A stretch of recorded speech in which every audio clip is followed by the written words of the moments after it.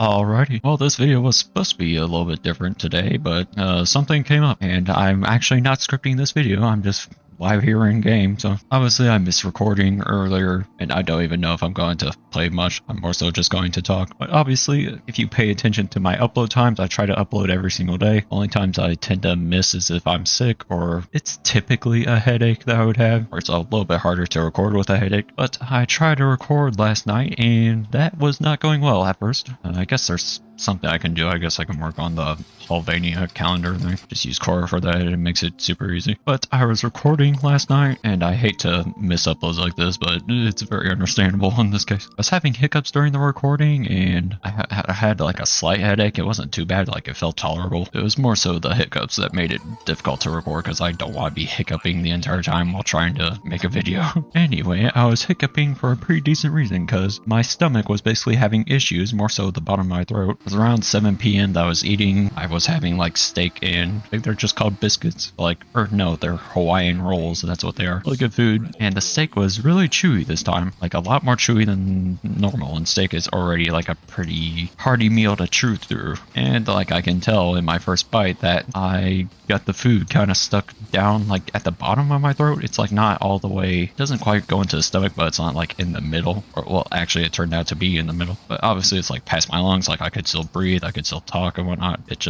It was stuck there and I could not eat or drink. And this ain't the first time that it's ever happened. It's been going on for 5 or 6 years, but normally if it struggles like that, just 2 or 3 minutes later, it will unclog itself. But anyway, I just stopped eating because I'm not going to, well, one, I can't really eat or drink even because it will just regurgitate back up. Oh, I always hate having to do these Efferbon charges things. Because if you don't do it, then, well, not very many enemies spawn. So it's really best to do it, even though I don't really need the materials. I figured that would clear up with some time, because that's normally all that it takes. 2 hours go by, I try another drink, and well, it regurgitates back up again. I try just going through the whole rest of the night without eating or drinking anything, and I wake up in the morning, try another drink, and it regurgitates again. At this point, it was pretty clear that the food that was stuck is not going to finish going down. I talked to my mom about it, see if I test sipping some soda, because that's carbonated. It can like help build up, you know, some gas in your stomach. And obviously it was a little bit better because I could at least sip some drinks, whereas like the night before I couldn't even like sip anything. But anyway, it felt like it was not going to go down. And yes, people would probably say, well, why didn't you go to a doctor about it sooner if it's been happening for 5 or 6 years? I thought it was just something that like would come and go. I thought it was just like me eating too much, because it would only happen every once in a while, which I guess is still concerning. Like still fair to criticize me for that. A lot of you know how guys are. It'll just come and go.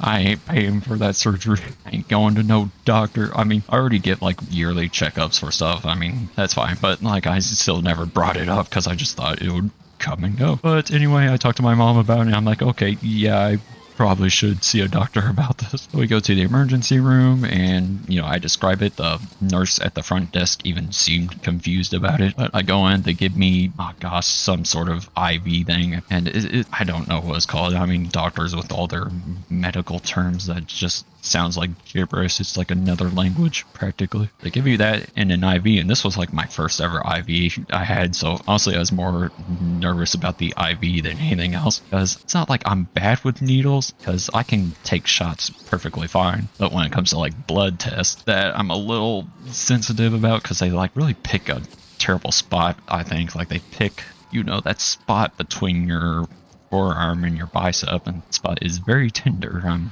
pretty sensitive right there. It icks me out feeling blood be taken from there. But an IV is taken through your hand, and honestly that felt a little bit better to me. I wasn't so icky about it, although when I took it, man, did it feel cold. Also, it really heated me up. Like I started to feel a little nauseous and a little lightheaded. That's probably not too out of the ordinary. Anyway, they feed me something through an IV, just something to like help relax my throat. Where is this guy? Hello? Where are you? I just need it. What? Wait, this thing opens up. What? Since when? Alright, well, I guess it's cleared up now. But they give me that and it feels better, probably just because like my throat muscles relaxed, right? But it was still not clearing the obstruction. My throat was still clogged, basically. They asked if I just want to go ahead and take a surgery, which is they like shove a camera down my throat and then just shove, I guess, another rod or tube down my throat to just push the food down into my stomach. So I just say yes to that. I'm hesitant just because I know surgeries cost a lot of money. You know, I really care about my family financially, but I know that it's for the best that I just get it dealt with, get it cleared up. And the funny thing is they actually have to call in the doctor because their surgeons, they just let them go home and they call them in if need be. I assume they have like some just at the ready for ER, but the one that I needed had to be called in. So it took, you know, about an hour of waiting, which wasn't a big deal because I wasn't in a rush because obviously I'm still breathing and talking fine. I just can't eat or drink anything. That's the problem. So the surgeon comes in. He's actually just in his casual wear at first, which I thought was kind of funny. I'm not used to seeing doctors in like their casual wear. Gotta say though, he had some pretty nice drip, nice jacket on, you know, had a hat on, some just regular sneakers, jeans. Yeah, he was casual, alright. But then, yeah, he talks to me about like what they're going to do and knock me out with whatever it's called again. I never remember any of these names. They're always so fancy. Knock me out, take a peek inside with the camera, and then shove whatever tubing down my throat to just clear the obstruction. And then he tells me about some of the other possibilities that could happen, like if things don't go well, like if they can't remove the obstruction, then they'll have to send me to another hospital that can actually deal with that, which was a little nervous, but he said that like he has a 95% success rate, so that was pretty decent to hear. What do I gotta do next? Yeah, I guess I'll take that melee crit chance. Wait, did I not?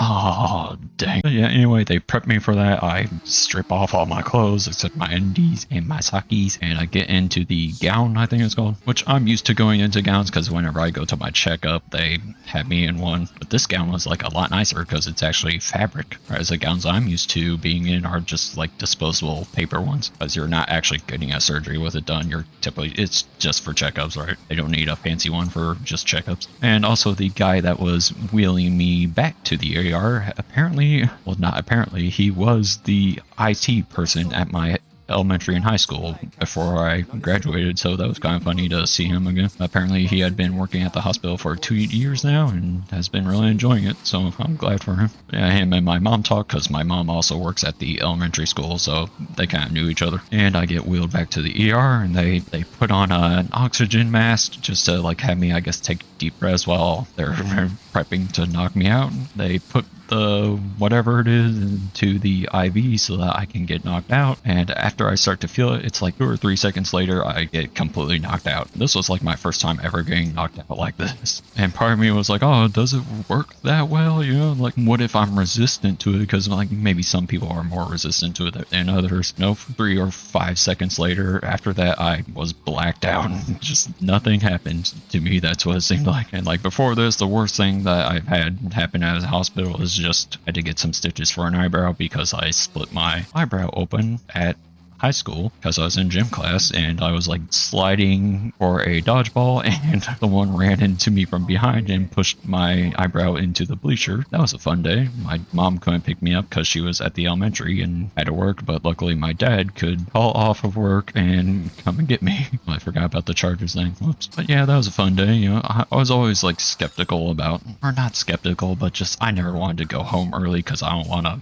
miss schoolwork. I hate to miss homework and have to play catch up. Luckily I didn't miss too much. Yeah, anyway, apparently it was like 40 minutes after I got knocked out I woke back up, and I mean, to me that seems like a really good time. I was expecting like an hour or two to be knocked out, but apparently just 40 minutes after, which was literally 10 minutes after they were done working on me, I woke up, and it was kind of it was like surreal waking up there, as you just wake up and you're still in a hospital bed. You're like, oh wait, oh yeah, this is where I'm at right now. But yeah, I wake up, I still have like a finger clamp thingy on me, I still have my IV in, still have whatever hair covering thing they have on me. And I was like, oh yeah, I'm still here. But they said that everything went well. They showed me a picture. I don't have the picture sadly, but they showed me a picture of the food stuck down my throat, and it was a partial obstruction. You could see like a little hole next to it to where some fluid could get down, but like it was still really obstructed. And they let me know that what it is basically is just like my throat down there, my esophagus is just like